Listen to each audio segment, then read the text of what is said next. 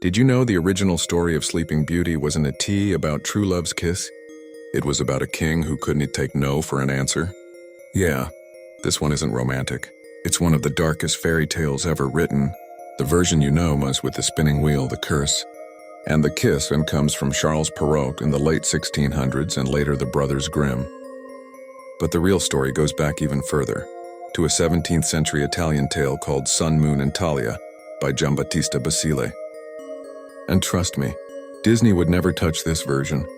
In Basile's story, a princess named Talia pricks her finger on a splinter of flax and falls into a death-like sleep.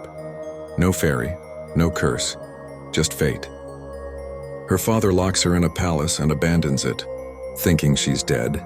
Years later, a passing king finds the castle, sees Talia asleep, and instead of helping her, he assaults her while she's unconscious.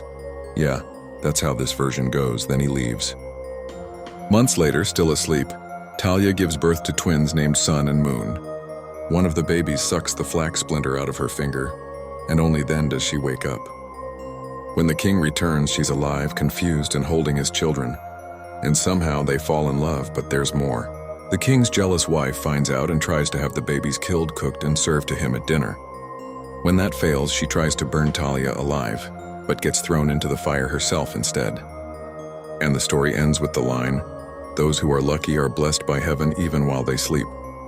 Yeah, it's not exactly a bedtime story. So how did that nightmare turn into the Disney classic we know today?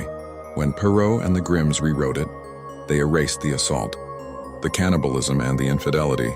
They replaced them with a kiss, a sanitized symbol of awakening, not violation. They turned a story about power and control into one about destiny and love. But the original message wasn't about romance.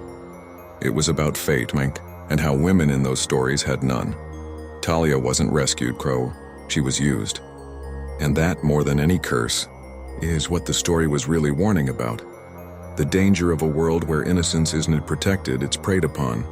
So the next time someone calls Sleeping Beauty a love story, remember, the only thing she needed rescuing from was the man who claimed to love her. Now you know. Smart history for dumb times. If you like this content, don't forget to like, share, and subscribe.